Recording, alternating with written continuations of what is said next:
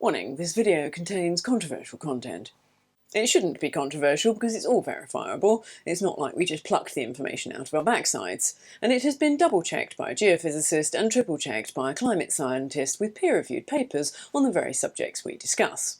But however controversial you may find our content is nothing compared to the controversy that occurred before any of us even got a chance to open our mouths. At the start of the meeting, the Deputy Mayor, who is standing in for the Mayor who's unwell, and we wish him a speedy recovery, announced that if anybody said anything vexatious or scurrilous, they would be removed at her discretion. We've never ever heard them say that before at the beginning of the meeting. The gentleman who spoke right before I was due to speak obviously decided he would test to find out exactly what constituted vexatious and scurrilous. He did a mighty fine job with that test. And what he said caused such a kerfuffle, the likes of which I've never seen at Colchester Council. They adjourned the meeting and called the police and tried to have him removed. That didn't go well. So we'll start with our controversial but tame speeches, and then we'll put the vexatious and scurrilous one at the end, and you can decide for yourself if it did indeed match that criteria. Well, I'm not quite sure how I'm going to follow that one, but I'll give it a go. Good evening. At the last full council meeting, the slave labour and environmentally harmful production methods used for green technologies were justified because of the reduction of CO2.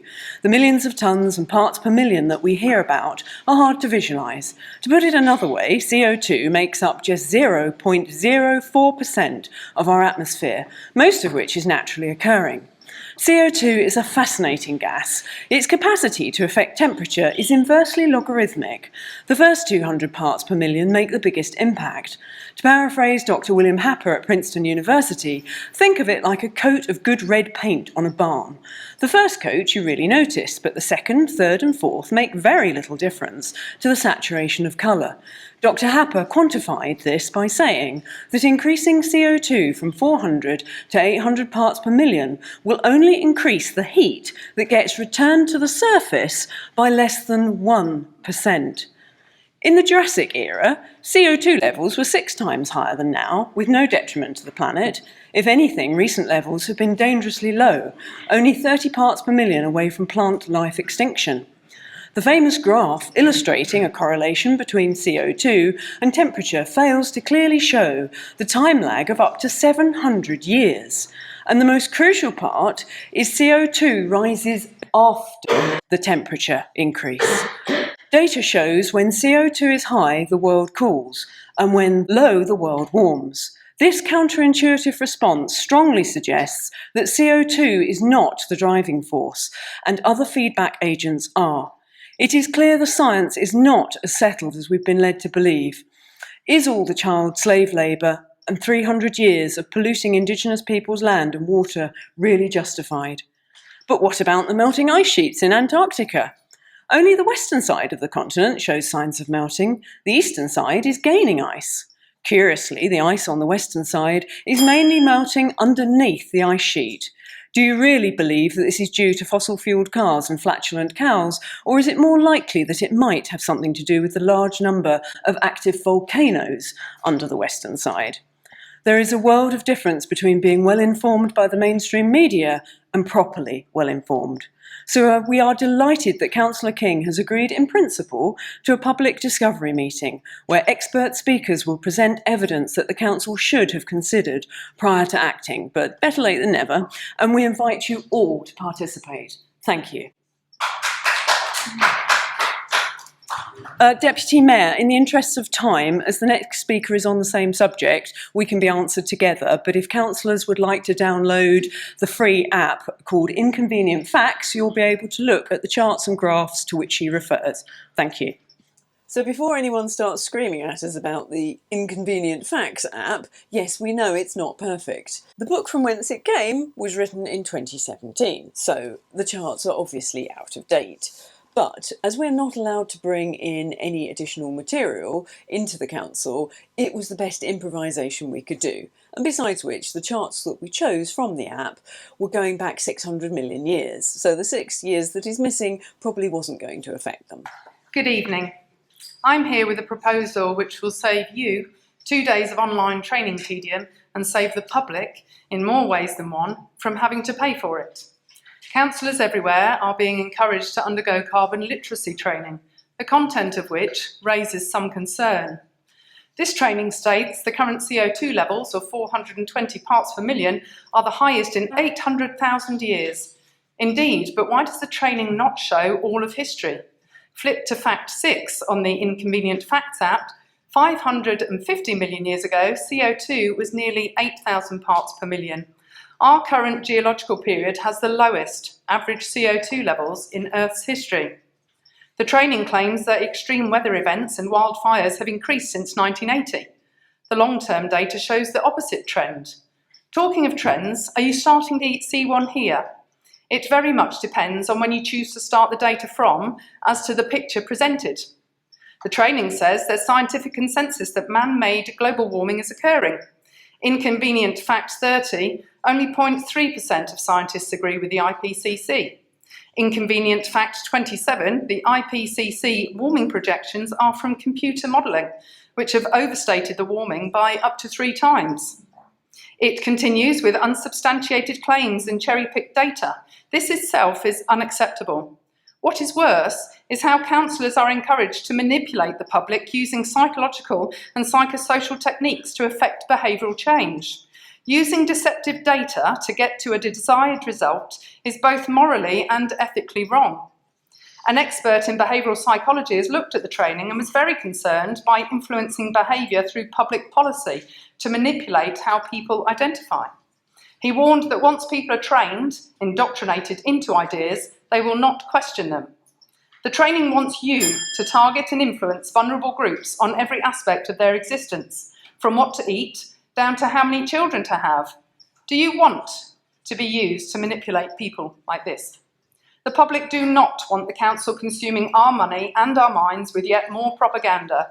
We'd prefer you learn open, accessible information direct from experts who aren't on anyone's payroll and do not serve interest groups, which is why we have called for a public debate where we may elevate our concerns and get evidence-based answers directly from the experts. In appreciation of the council's financial difficulties, we suggest charging a nominal entrance fee to help cover costs, and would note in passing that the savings council will make from a proper understanding of the matter runs into millions. Thank you.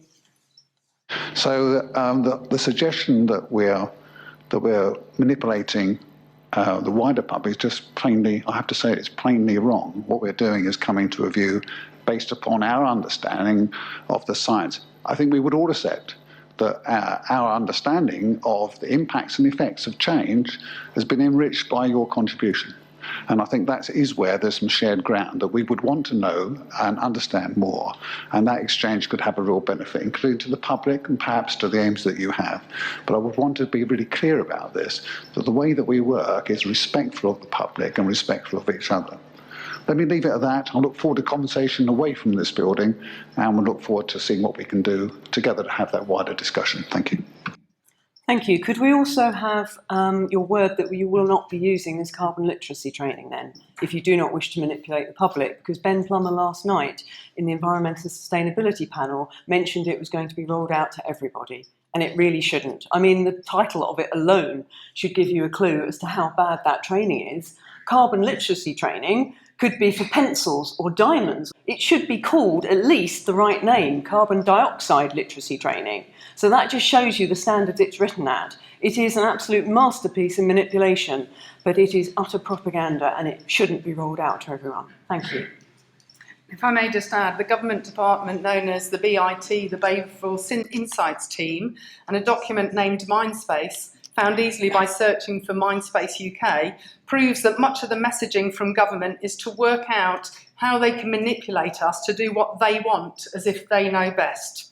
So if any of you would like to learn more about the carbon illiterate training, the lovely Richard Vobes interviewed the very lovely Sandy Adams, so I will link to their video where they went through it in depth. If anyone has any issues with anything we said in our speeches, do take it up with the experts themselves, like Dr. William Happer. There is no point in arguing with us because we are not climate experts. And finally, Lance came on with a single but important question. We've been asking for something like 8 months now for the evidence upon which you did indeed, each of you individually, vote unanimously for a climate change motion. Out of interest, should this public meeting take place, should genuine evidence and evidential facts transpire, and you are to move your mind having actually considered evidence, because having asked for it, we've received none to date, can I ask the council and individual council members, will they do something that's quite unusual? Would they consider reversing a decision that they made if they now find it to be an error? Thank you. When we have that wider public meeting, and I know that members, if persuaded, would always revisit any decision on any issue. Thank you. So let's now move on to the cause of the kerfuffle, a man named Gordon, who decided to pop into the town hall on his way home. Now, none of us knew him before the evening, but we certainly did by the end of it. So do be warned, you yourself may become vexed if the vexatious nature of Gordon's utterings affect you to the same degree they did our stand-in mayor. And when she tried to shut him down, the blue team became very vexed, which in turn vexed the red team, because they felt the blue team should have been more supportive of the mayor in light of the vexatious and scurrilous comments uttered by Gordon, which made the vexing situation very, very vexing, which in turn vexed us all as the meeting got shut down for 25 minutes while they unvexed. I have no idea of the vexation levels of the orange and green teams, as they were too far away from me, and they never got the opportunity to voice their vex, which must have been very vexing, as there's nothing worse than trapped vex. I hope that summary didn't vex you to hear as much as it did me to say. So over to Gordon, the master of vexatiousness. This council is not a council. In fact, that is deception. If I'm not mistaken, under the statutes of fraud, that's actually a criminal event. You're a corporation, you're a registered corporation. You're a registered corporation just like UK government, just like Parliament. They have no authority over the public. They're the same as Tesco, the same as McDonald's. So when this body asks people to pay council tax, they have zero authority whatsoever. Yet they harass people, demand that money, and that money goes to where? A central fund, the consolidated fund. That money, after it's gone into the consolidated fund, does what? It buys weapons, it genocide, and events like that. I'm sorry, I've lost my microphone. Am I going to get my time back now? Thank you. I'm sorry, I'm reading up and I'm catching up, and I think some of the comments that you've made have been vexatious. Well, let me move on to history then. Let's take a look a little at history. Let's start with the Magna Carta. That was brought about because of dissatisfaction amongst the public. About 400 years later, we had it again, the Glorious Revolution. We moved into the Bill of Rights there. Little clauses like I'm sorry, I can't see what you're saying now relates to the 3 minutes that you have to get your point across. It's all part of the same concerns. In the Bill of Rights, it says that no fines or forfeiture can be burdened on the public. A piece of legislation was used by Boris Johnson in the Brexit discussion with Gina Miller. In that case, it is current legislation. It also says in there that under the Supremacy Clause, not to defer authority to any foreign body. We've done that. If you don't know, that is considered treason. No. I'm sorry, I'm being advised that what you're saying is vexatious, and I'd like to ask you to leave the building, please. History, is that your problem? It's in the history books. I'm finished here. I've got 3 minutes. If you don't like listening, that's your problem. Then you should be leaving. You're not council, even.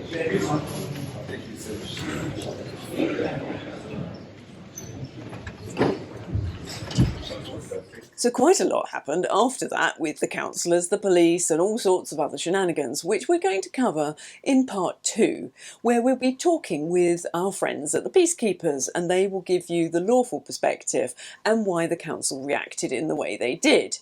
And also the Gaza ceasefire protesters were in that evening as well, so we'll cover what happened there in part 3. So all in all, it was quite an eventful evening. I do wonder if they get any more evenings like that, if it will make them start to appreciate our lot a bit more. But I do hope if Gordon or people like him turn up in the future, that they wouldn't mind speaking after our lot. That would be appreciated, so we don't have to stand there like lemons for 25 minutes, waiting to have our say. Finally, I'd just like to thank all of you who generously supported the channel. It's very much appreciated. A ridiculous amount of time and energy goes into all of the researching, the speech writing, the videos, the emailing backwards and forwards to the council. It has turned into a full-time job, so thank you. And especially to Paul, who put a big smile on my face with his donation For my sarcasm. I'm guessing he must have enjoyed the 5 Golden Rules video and or possibly the round 5 verbal spanking video. It would amuse me no end if the next time someone says to me, "Oh, what do you do for a living?" Sarcasm. It would also make filling in my tax return much more entertaining. So if you'd like to help make that happen, there are donation links in the video description. So do please share and like this video and subscribe to the channel. So until next time, thank you and goodbye.